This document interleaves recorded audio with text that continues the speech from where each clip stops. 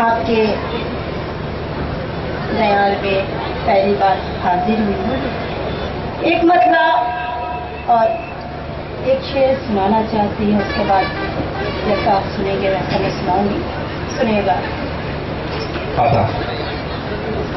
ये और बात है मुझको उदास रखता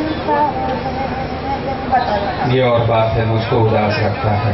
ये और बात है मुझको उदास रखता है। ये और बात है मुझको उदास रखता है।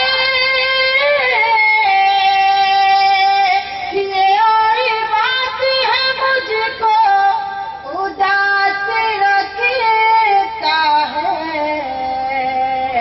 वो मेरी याद मगर दिल के पास रखता है।